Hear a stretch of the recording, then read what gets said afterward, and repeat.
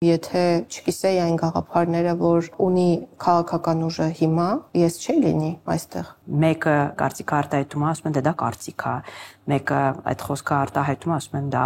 ատելության խոսք է։ Երբեմն այնքան է չարաշահվում խոսքի ազատությունը, որ իրապես վերածվում է ատելության խոսքի։ Չի ենթադրում քաղաքական պաշտոն այդ զսպվածությունը բոլոր տեղերում։ Նույնիսկ եթե ձեզ սադրում են։ Հարցը տրվում է ոչ թե պատասխանը լսելու համար, այլ ուղղակի այդ հարցը տալու համար։ Ոնց է ստուգում մարդ պետականամետ մտածելակերպ ունի թե չէ։ Եթե մարդը իր ընտանիքի ապագան կապում է երկրի հետ, դա լավագույն մոտիվացիան է պետության համար աշխատելու։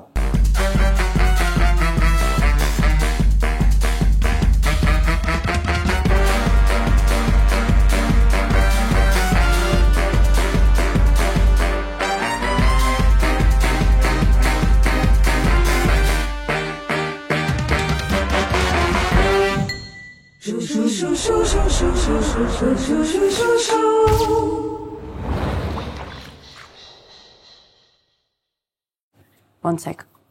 Լավ, հուսամ դուք եք լավ։ Լավ, շնորհակալություն։ Եթե նախարար չլինեիք, ինչպես կսկսեիք օրը։ Ավելի ալարկոտ տարբերակով երևի եւ անշտապ ֆիզիկական առողջությանս ավելի լավ կզբաղվեի, այսինքն կհաճախեի ջիմ, ժողովրդական լեզվով ասած, որը որ ցավոք սրտի այս նշանակումից հետո չեմ հասցնում անել։ Եվ ամենամեծ ափսոսանքը դա է այս պահին եւ իհարկե ավելի շատ ժամանակ կանցկացնեի ինձ համար, ընտանիքիս համար, աղջկաս համար, բայց կարծում եմ, որ եթե գործունեությունը բովանդակություն չունենար, այսինքն զբաղվածություն չունենայի աշխատանքային, շատ արագ կձանձրանայի եւ կվերադառնայի այն տեմպին, որը կա հիմա իմ կյանքում։ Դուք դասավանդում եք։ Արդեն ասացիք 11 տարի դասավանդում եք։ Հետաքրքիր է ուսանողները շատ են տարբեր մեզնից, երբ մենք ուսանող էինք։ Այո։ Ինչով են տարբեր։ Նախ ավելի ինքնուրույն են, ավելի ինքնավստահ են, թիմային չեն, ինչը լավ չէ։ Ես դա եմ նկատել իրենց մեջ, մեր ժամանակ մենք հիմարություններ անելիս էլ թիմային էինք, հիմա իրենք շատ ավելի կենտրոնացած են իրենց կյանքի ապագայի վրա, ինչը վատ չէ, ավելի զարգացած են միանշանակ, երևի դա օբյեկտիվ պատճառներ էլ ունի, որովհետև ինֆորմացիան բազմապիսի, բազմազան է եւ նրանք հասանելիություն ունեն շատ ավելի շատ, քան ժամանակին ունեինք մենք, ավելի երևի ձգտող են, բայց նաև ունեն ինքնավստահություն, որը որոշ դեպքերում հանցավորի է նմանվում, այսինքն այդ իրենց ինքնավստահությունը երբեմն իրենց կարող է խանգարել։ Օրինակի համար մենք պատրաստ էինք աշխատել անգամ առանց աշխատավարձի։ Այո։ Ուղղակի լիներ հնարավորություն գնալու, ստանալու գիտելիք, հասկանալու թե ինչ ենք մենք անելու ապագայում։ Այս սերնդի մոտ մի քիչ այլ կերպ է դասավորված այդ հանգամանքին վերաբերմունքը, որովհետև իրենք իրենց գնահատում են եւ կարծում են, որ պետք է, այո, եւ երբեմն շատ բարձր եւ այդ դեպքում է հանցավոր ինքնավստահություն դրսեւորվում, եւ իրենք մտածում են, որ կարելի է աշխատել միայն բարձր աշխատավարձով, ինչի ինձ համար ընդունելի չէ, որովհետև մասնագետ դառնալու համար ամեն դեպքում որոշակի ճանապարհ պետք է անցնես։ Դուք հաճախ հանդիպում եք նաև այլ ուսանողների հետ, ոչ նրանց ում դասավանդում եք։ Ձեր հիմնական մեսիջը ո՞րն է ուսանողներին, երիտասարդներին։ Հիմնական գաղափարը, որ ցանկանում եմ փոխանցել, դա այն է, որ իրենք պետք է իրենց միկրոսոցիալական միջավայրում ստանձնեն առաջնորդության դեր, տարածելով այն լուսավոր գաղափարները, որ իրենք ունեն։ Անկամ եթե խոսքը տրիվիալ գաղափարների մասին է, որոնք կարող են եւ ունակ են բարձրացնել շրջապատի իրավագիտակցությունը, իրենք պետք է առաջնորդվեն այն կանխավարկածով, որ հենց իրենք պետք է լինեն այն մարդիկ, որոնք կտարածեն այդ գաղափարները։ Գիտեք, հետաքրքիր ֆենոմեն կա եւ դա գուցեև նորմալ է, որ բոլոր երիտասարդները, երեխաները մտածում են ինչ կամ ով դառնալու մասին։ Այսինքն ես մեծանամ, դառնամ այսինչ մասնագետ, ես մեծանամ, դառնամ դատավոր, դառնամ, չգիտեմ, երգչուհի եւ այլն, եւ շատ քիչ է շեշտադրվում ինչ անելը, այսինքն մենք մտածում ենք ոչ թե ինչ անելու մասին, այլ ինչ դառնալու մասին։ Ինձ համար երկրորդ տարբերակը ավելի կարեւոր է, այսինքն մենք պետք է մտածենք ինչ անելու մասին, որովհետեւ կյանքը անելու մասին է եւ դառնալու մասին չէ։ Եվ ապրելը այդ անելով է դրսևորվում։ Դուք ունեիք այդ գիտակցությունը ուսանող ժամանակ ու դուք ունեիք միտք ինչ պետք է անեք։ Չեմ ասի այս խորությամբ, բայց ինչ որ առումով այո, որովհետև միշտ կարծել եմ, որ պետք է հաշտ լինես քո գործի, քո անելիքի հետ, որպեսզի կարողանաս ապրել։ Չեմ խոսում երջանիկ ապրելու եւ շռայլությունների մասին, այլ ուղղակի քեզ ինքդ քեզ հետ հաշտ ապրելու համար շատ կարևոր է թե դու ինչ ես անում։ Ինչ եք մտածում որ անեք։ Ես մտածում եի, որ ես պետք է դառնամ լավ մասնագետ եւ պետք է ինչ որ օգտակար բան անեմ եւ նաեւ դա էր պատճառը, որ մասնավոր ոլորտից շատ արագ տեղափոխվեցի պետական ծառայության ոլորտ, որովհետեւ ինձ համար երևի մանկուց է դա եկել, շատ կարևոր էր մեր պետականությունը, մեր երկրի ապագան, որովհետև ես փոքր տարիքում մտածում էի, որ դառնալու եմ զինվոր։ Դա շատ հայտնի է մեր ցավաշրջապատում։ Իհարկե զինվոր չդարձա եւ ինչ որ առումով էլ դարձա, կարծում եմ։ Այո։ Եվ ես ուրախ եմ դրա համար, որովհետև եթե ապագատ կապում ես այս երկրի հետ, պետք է ունենաս ցանկություն եւ կամք ինչ որ մի բան անելու այս երկրի համար, որովհետև մարդիկ, որոնք ունեն այն գիտակցումը, որ երկիրն է պարտավոր իրենց համար անել ինչ-որ բան կամ շատ բան, մեզ ոչ մի տեղ չեն տանելու։ Հրաշալի կլինի, որ մարդիկ, ովքեր որ բեռ վերցնող եւ պատասխանատվություն ստանձնող են, լինեն փոքրին շատ։ Ասացիք, որ եթե շատ ավելի ժամանակ ունենայիք, ձեր աղջկա հետ ավելի անցկացնեիք։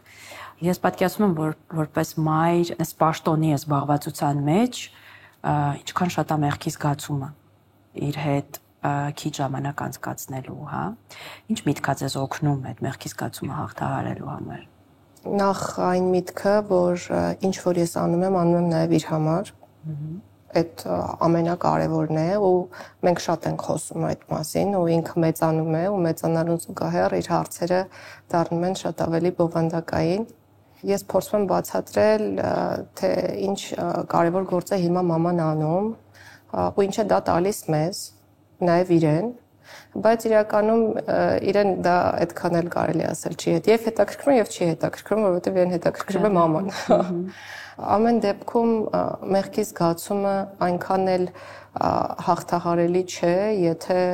չես կարողանում կոմպենսացնել որևէ բանով։ Ինչ եք անում միասին։ Ամեն ինչ։ Մենք սիրում ենք միասին նախաճաշել, ընդ որում պարտադիր չէ տանը, ինքը ինձ պես շատ սիրում է Կասկադը, այն օրերին, որ մենք միասին արթնանում ենք եւ շտապելու տեղ չունենք, պարտադիր մենք գնում ենք նախաճաշելու, հետո զբոսանքի ժամն է, հետո ֆիլմ դիտելու որպես կանոն։ Հետո ինքը շատ աշխույժ է եւ երգում է, պարում է։ Ես ինքս էլ սիրում եմ։ Այո։ Եվ չգիտեմ, գժություն անելը ինձ թվում է լավագույն կոմպենսացիան է իր հետ։ Ասում եք, որ ձեր աղջկա մեջ փորձում եք ամենաշատը դաստիարակել ինքնակնդատությունը, որովհետև համարում եք, որ մեր հասարակության մեջ դա խնդիր է եւ դա շատ պակասում է եւ բերում է խնդիրների։ Ինչ խնդիրների է բերում ինքնակնդատության պակասը եւ արդյոք արդեն ձեր աղջկա մոտ նկատում եք, որ ինքը ունի այդ ինքնակնդատություն։ Մարդկանց մոտ ինքնակնդատության պակասը շրջապատի համար կործանարար հետևանքի կարող է բերել։ Օրինակ, եթե մարդը երբևէ չի գիտակցում իր արարքների բովանդակություն կամ չի ցանկանում գիտակցել, դժվար է ոչ թե իր համար, այլ իր շրջապատի համար։ Դուք ինչն եք ամենաշատը ձեր մեջ ինքնակնդատում։ Շատ հետաքրքիր հարց է։ Ես միշտ եմ ինքնակնդատ։ Ինձ թվում է, սա նշանակում է, որ ցանկացած իրավիճակում առաջին հերթին փորձում եմ հասկանալ, թե ինձնից ինչն է կախված եղել, ես ինչը այն չեմ արել, եթե մտածում եմ, որ տվյալ իրավիճակում ինչ-որ բան այն չեմ արել, երբեմն մոռանում եմ գնահատել մյուսների արարքները, թե ինչու իրենք այդպես արեցին, ցանկացած իրավիճակում լինի դա աշխատանքային, անձնական եւ այլն, բայց դա օգնում է եւ երբեք չի խանգարում։ Իսկ ինքնակնդատությունը օգնում է ապագայում խուսափել որոշակի իրավիճակներից կամ գոնե հոգեբանորեն պատրաստ լինել ինչ որ ռեակցիաներ տալու։ Այսինքն տվյալ իրավիճակում, եթե ինչ որ մի բան չլինի այնպես, ինչպես ես էի պլանավորել, ես պետք է հասկանամ դա ինչու այդպես եղավ։ Հեշտ եք ձեր մեղքը ընդունում, այսինքն։ Հա, միշտ։ Երբ լսում եմ ձեզ, ձեր ճապազրույցները, ձեր հարցազրույցները, միշտ նախագծեր եք ներկայացնում, որտեղ կոռուպցիայի դեմ ենք պայքարում, բարեփոխում ենք սա։ Ստացվում է, որ ահռելի մեծ աշխատանք է կատարվում օրական կտրվածքով, դուք զոհաբերում եք ձեր անձնական կյանքը, երեխայի հետ ժամանակը, ընտանիքի հետ ժամանակը, բայց միտեղ ինչ-որ մի բան նենց չի գնում, որովհետև կամ այդ բարեփոխումները, որ արվում են, իրապես ինչ-որ արդյունք չեն տալիս, կամ հասարակությունը ունի տոտալ անվստահություն եւ ցանկացած բան, որ նույնիսկ արվում է լավ, մեկը մտածում են, որ չէ, այստեղ խափում են, լավ չի արվում, կամ այդ կոմունիկացիայի մեջ ինչ-որ մի հատ խնդիր կա։ Բոլորի հետ համաձայն եմ, կավելացնեի եւս մեկը ու ամենակարևորը,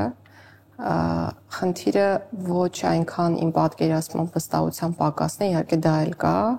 այլ ձևավորած ակնկալիքի եւ իրական հնարավորությունների չհամընկնելու խնդիրն է շատ հաճախ։ Այդ ակնկալիքը ամեն մարդու մոտ տարբեր կերպ է ձևավորում։ Օրինակ հեղափոխությունը ինչ ակնկալիք ձևավորեց մարդկանց մոտ։ Կախված իրենց իրավագիտակցության մակարդակից շատ տարբեր, չէ՞։ Որոշները օրինակ մտածեցին, որ չգիտեմ, նպաստները, թոշակները բարձրանալու են, որոշները գուցե մտածեցին, որ հիմա իրենց սոցիալական դրությունը կտրուկ բարելավելու է առանց իրենց կողմից իրականացվելիք հստակ քայլերի պատկերացման, այսինքն առանց ջանք գործադրելու վատ էին ապրում, հիմա պետք է սկսեն լավ ապրել, ու այդ ակնկալիքը ամենամեծ խնդիրն է, որը որ ամեն մարդու մոտ տարբեր է։ Կներեք, այստեղ բայց ես մի հատ փոքր բան ասեմ։ Հեղափոխության ժամանակ այդ խոստումները տրվում էին ժողովրդին, դրա համար ձևավորվում էին այդ ակնկալիքները։ Կարող է ուղիղ չէր ասում, բայց երբ ասում են դուք ապրելու եք երջանիկ, լավ կյանքով, մարդկանց մոտ բնականաբար հեղափոխությունը այդ էր ենթադրվում, որ իրենց կյանքը պետք է դեպի լավը փոխվի։ Ամեն միանշանակ եւ ամեն մեկի համար այդ երջանիկ ապրելու ճանապարհը տարբեր է միանշանակ։ Մեկի համար օրինակ երջանիկ է այն ճանապարհը, որի ընթացքում չեն խոչընդոտում իր ձեռնարկատիրական գործունեությամբ օրինական ճանապարհով զբաղվելը, ով բարեխիղճ հարկատու է ցանկանում լինել, իսկ մյուսի համար երջանկության ճանապարհը օրինակ նստել եւ շարունակել ոչինչ չանելն է, բայց չգիտես ինչ հրաշքով ակնկալելն է, որ իր սոցիալական դրությունը վիճակը լավանալու է։ Ինչ վերաբերում է ընդհանուր ակնկալիքին, այո, միշտ ասել եմ եւ գաղտնիք չէ, որ այդ իրավիճակում ստեղծված ընդհանուր ակնկալիքը գուցեև չէր համապատասխանում այն իրավական հնարավորություններին, որոնք կային եւ կան մեր երկրում։ Բայց հիմա մենք եւ տարիների ընթացքում ամեն ինչ փորձում ենք անել, որպեսզի ինչ որ մի կետում գեներացված ակնկալիքը իրականություն դառնա, բայց եթե խոսքը իրավական ճանապարհով այդ ակնկալիքի իրացման մասին է, մենք միակը չենք եւ միայնակ չենք բոլոր պետություններում, այդ ճանապարհը բավականին երկար է։ Եվ այստեղ հիմնական գրավականը հաջողության աշխատանքն ու համբերությունն են, այլ տարբերակ չկա։ Վստահության հետ կապված ես չեմ ուզի ասել եւ չեմ հավակնում ասել, որ անձանց մեջ է խնդիրը միայն կամ անձանց մեջ է խնդիրը, որովհետև օբյեկտիվ պատճառներ էլ կան։ Այո, շատ դեպքերում չվստահելու, որովհետև օրինակ մարդիկ, ովքեր որ ունեցել են փորձ առնչվելու իրավապահների հետ, գուցե ունեցել են հաջող կամ անհաջող փորձ։ Անհաջող փորձի պարագայում չես կարող մեղադրել անձին, որ ինքը վստահություն չունի օրինակ իրավապահ համակարգի կամ դատական համակարգի հանդեպ, բայց եթե մենք ոլորտային ենք խոսում եւ դատական համակարգի հետ կապված օրինակ, ես միշտ ասում եմ մեդալը երկու կողմ ունի, որպես կանոն դատարանում միշտ երկու կողմ կա եւ դատական ակտից հետո երբ այդ երկու կողմերը դուրս են գալիս ում օգտին որ կայացվել է դատական ակտը միշտ ասելու է շատ խելացի անկաշառ դատավոր էր իսկ մյուս կողմը որը որ պարտվել է դուրս է գալու եւ ասի այսինչ հիմար դատավոր էր կամ էլ կաշառակեր էր այսինքն էդ էլ կա մենք մեկ միասնական ակնկալիք վստահության մեկ միասնական ֆոն ապահովել չեն կարող եւ դա նորմալ է կարծում եմ որ այս ամենի պատճառը ինչ որ առումով նաեւ ժողովրդավարական հասարակարգն է մենք ժողովրդավար պետություն ենք որտեղ կարող են լինել կարծիքների բազմազանություն առաջին հայացքից պատճառը հետևանքային կապը գուցեև դժվար ընկալելի է վստահության պակասի եւ ժողովրդավարության միջև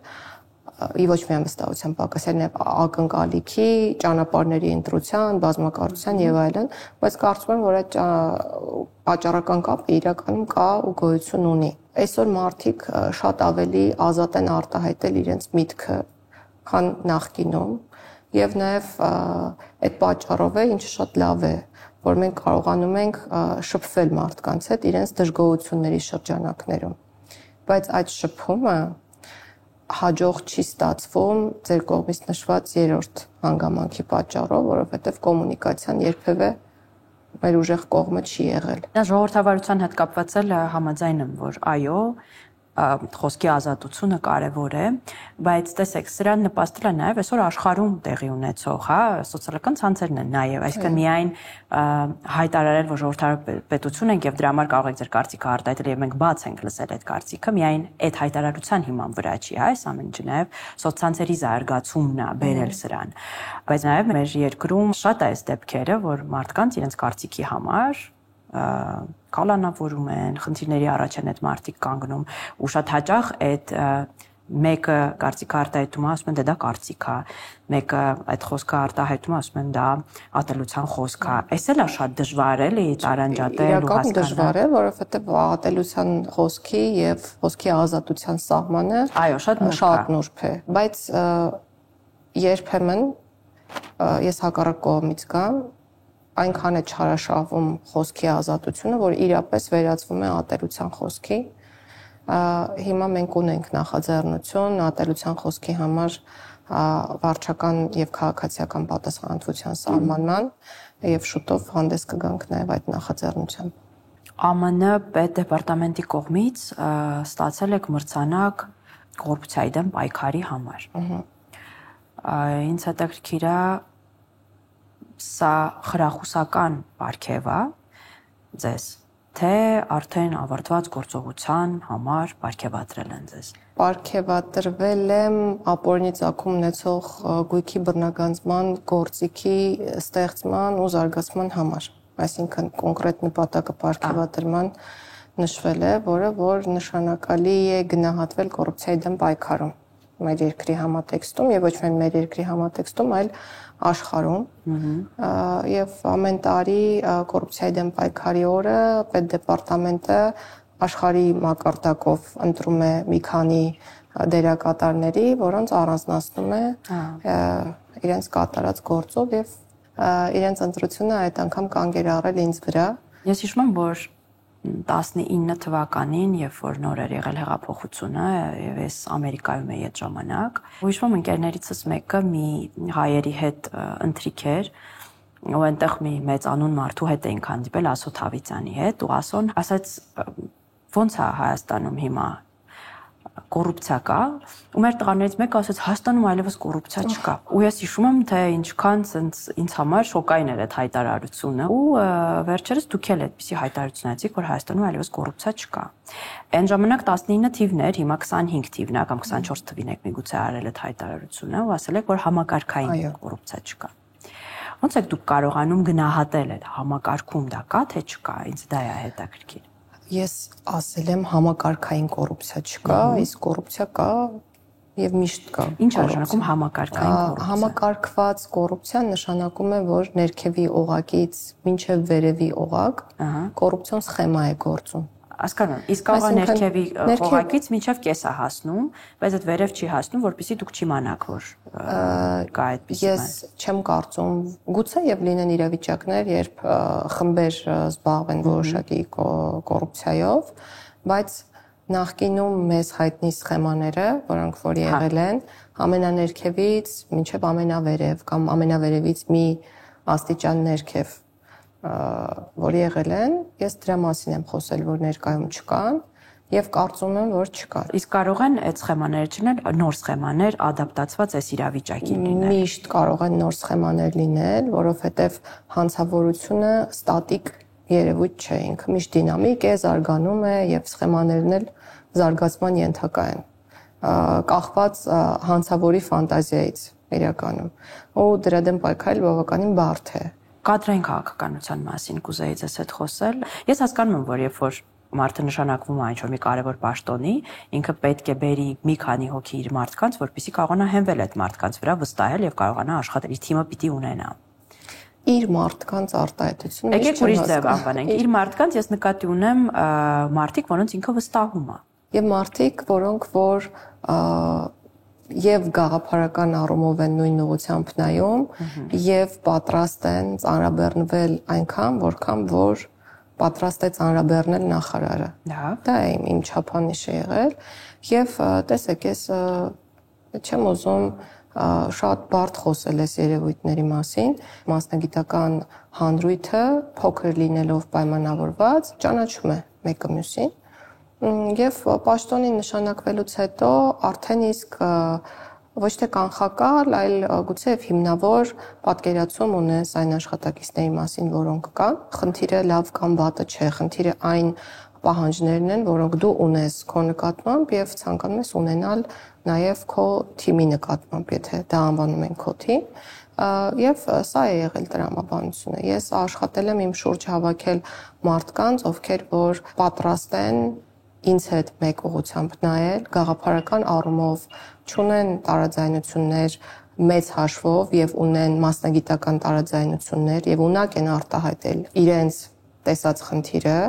եւ բարձրաձայնել դրա մասին, ինչը շատ կարեւոր է ղեկավարի համար եւ երբեք չեն խուսափի աշխատանքի ծավալից։ Ոնց է ստուգում մարդ պետականամետ մտածելակերպ ունի, թե չէ։ Եթե պատրաստ է բեռ ստանձնել, որոշումներ կայացնել եւ աշխատել եւ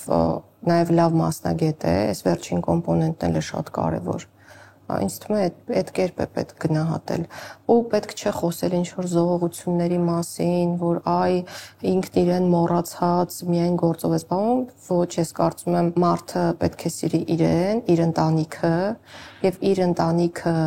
սիրելն է նաեւ որ ստիպում է մարդուն լինել պետականամետ, որովհետեւ եթե մարդը իր ընտանիքի ապագան կապում է երկրի հետ, դա լավագույն մոտիվացիան է պետության համար աշխատելու։ Մնացածը արդեն կարողություններից եւ ցանկությունից է կախված։ Այսինքն եթե մարդը լավ մասնագետ է, կարող է բեռ վերցնել եւ աշխատել, ինձ համար դա բավարար է, որպեսզի ես իր հետ աշխատեմ։ Եվ շատ կարեւոր է, որ քննադատական մտածողություն ունեն նաեւ հենց այս համատեքստում։ Ես երբեք չեմ ընդունել եւ չեմ ընդունում ղեկավարին կուրորեն հետևելու այդ երբեմն մոլուցքը, որը շատ հաճախ նկատել եմ, եւ չհակադրվելու ցանկությունը կամ վախը հակադրվելու, դա ինձ համար մշտապես խորթ է եղել եւ այդ չափանիշներն են հիմք եղել իմ կողմից կադրերի ընտրության։ Հասկանալի է, բայց ձեր թիմում հենց այդ տպավորությունը շատ ստեղծվում է, որ ղեկավարին կուրորեն են հետևում։ Ես համաձայն չեմ։ Մարդկանցից է ամեն բան կախված։ Որն է ձեզ համար կարմիր գիծ։ Ղեկավարին կուրորեն չհետևելու։ Ցանկացած կետ, որտեղ ես ունեմ անարդարության զգացողություն կամ կարող եմ ունենալ, ցանկացած կետ, որտեղ ես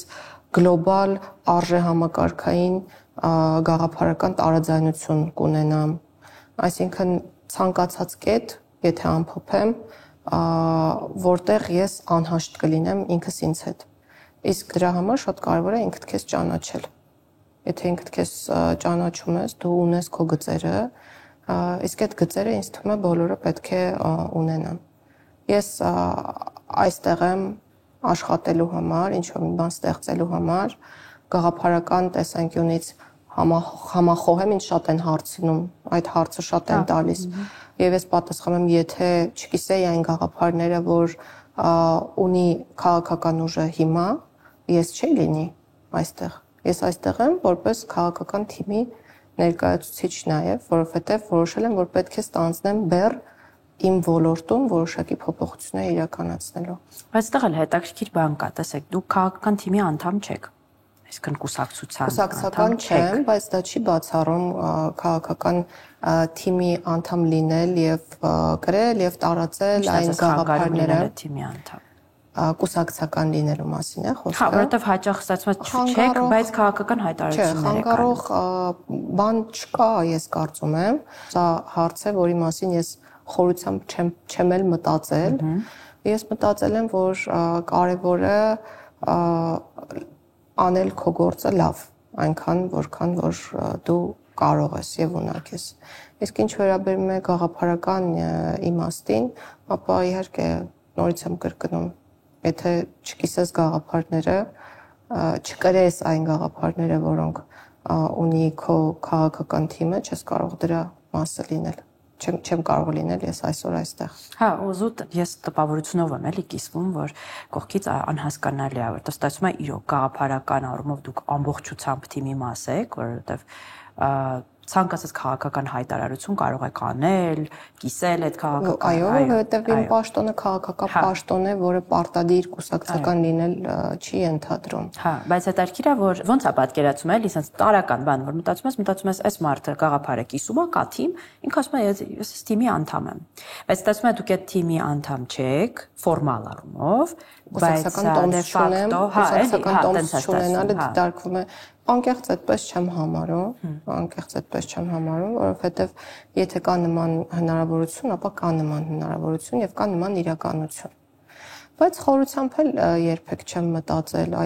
այնպես էլ չի, որ ես մտածել եմ, ես երբեք չեմ ուզում լինել կուսակցական եւ դա է պատճառը։ Ես որոշել եմ, որ ես անկուսակցական եմ մինչեւ չէ, այդպիսի խնդիր երբեք չկա ու չի եղել։ Լրագրողների հետ շփումները ինձ համար շատ հետաքրքիր բացահայտում էր։ Որոշակի տպավորություն ձևավորեցի արդեն, երբ շփվում էիք լրագրողների հետ, ու տպավորությունը շատ լավը չէր սկզբում, որովհետև ես նկատում եմ, որ մի քիչ կամարանք կա, ինձ թվաց, որ կարող է մասնագիտական դեֆորմացիա ունեք, մինչև դասախոսի պես եք շփվում, այդ սահմանադրության, որ դասախոսը մի քանի անգամ ասում է, մինչև սուսմնան ուսանողները շարունակի, կամ դուրը չի գալիս, չեն լռում, բան թողնում գնում, ահա, ասում եմ, մինչև կսովորեք ոնց որ լսել այդ ժամանակ կվերադառնամ, կամ շատ տեսական իրանց հետ խոսելը, հա, որ Հայաստանի Հանրապետության Սահմանադրության 7-րդ հոդվածի համաձայն ես հասկանում եմ, որ լրագրողները կարող են սադրել, հա, այդպիսի պահվածք։ Ու հետո տեսա մի ոդկասթում, որ հյուր էիք ու ռադիկալ տարբեր մարդեր, հանգիստ։ Հիմա էլ հա մենք հանգիստ ենք զրուցում։ Չկա այդ կամարանքը, չկա այդ ագրեսիան, հանգիստ հարցերին պատասխանում եք, չի ենթադրում քաղաքական պաշտոն այդ զսպվածությունը բոլոր տեղերում։ Նույնիսկ եթե ձեզ սադրում են, հասցնում են ինչ-որ մի հատ աստիճանի, մեկը այդտեղ դուք պահպանում եք այդ անկոտրունությունը։ Հա, միշտ է ենթադրում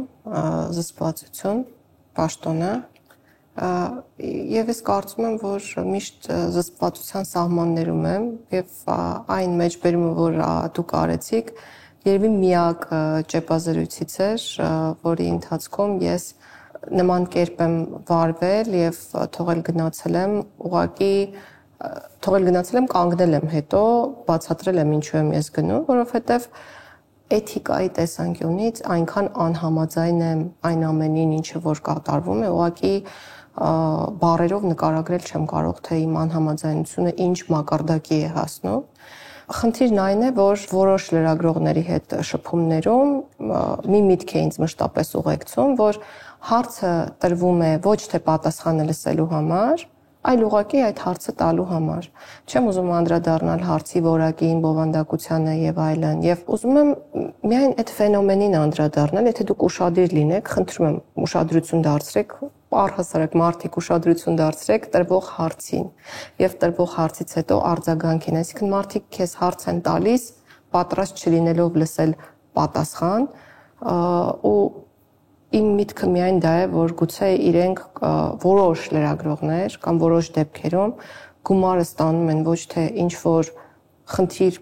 պարզաբանելու համար, այլ ուղղակի հարց տալու համար, որովհետև հանրությանը գուցե եւ հետաքրքրում են այն հարցերը, որոնք որ տրվում են, իսկ մենք պարտականություն ունենք հանրության առջև բաց լինելու։ Ուղղակի շատ ցանկալի կլիներ ինձ համար, որ բովանդակության եւ ոչ թե ձևի վրա կենտրոնացումը շատ ավելի շատ լիներ, որովհետև լրագրողներն են նաև այն ֆիլտրը, որոնց միջոցով մեր արած աշխատանքը հասնում է հանրությանը։ Իսկ մեր լրագրողների մեծ մասին բովանդակային աշխատանքը այնքան էլ չի հետաքրքրում։ Հետաքրքրում է թվացial սենսացիա ստեղծող ինչ-որ մի երևույթ, որի մասին իրենք պատրաստ են 20 անգամ խոսել, 20 անգամ նույն հարցը տարբեր ձևակերպումներով տալ եւ 20 անգամ ստանալ նույն պատասխանը տարբեր կամ նույն ձևակերպումներով։ Սա շատ լուրջ խնդիր է։ Այն կոմունիկացիոն բացը, որի մասին որ խոսում էի, դրա մեջ նաեւ մեղավորություն ունեն, ներողություն եմ իհարկե խնդրում, բոլորին շատ սիրում եմ, բայց նաեւ մեր լրագրողական համայնքի ներկայացուցիչները։ Վերջում ուզում եմ ձեզ կարճ հարցեր տալ ու ուզում եմ որ կարճ էլ պատասխանեք այդ հարցերին։ Ձեզ համար ձեր կյանքն արդար է։ Այո։ Ինչպես են ձեզ հիշելու։ Ինձ միևնույնն է։ Ինչի մասին եք երազում։ Կյանքը լավ ապրելու։ Այդ ո՞րն է։ Երբեք երջանիկ լինելու, այդ երջանիկ լինել, զգալու կարողությունը չկորցնելու մասին է խոսքը։ Այսինքն գնահատելու կյանքը։ Ունեք հիմա այդ զգացողությունը։ Այո։ Ինչից եք շատ վախենում։ Չհասկացված լինելուց։ Քանի դեռ ես կամ։ Ում կողմից։ Իմ սիրած մարդկանց կողմից։ Եվ մարդկանց կողմից, ովքեր որ ինձ են սիրում։ Ինչպիսին է միջակայական հայը։ Մոլորված։ Եթե ձեր կյանքին մնար 5 րոպե, ինչ կանեիք։ Ոչ մի բան։ Ոչինչ, կսպասեի 5 րոպեն ավարտվելուն։ Շատ շնորհակալ եմ ձեզ անկեղծ զրույցի համար։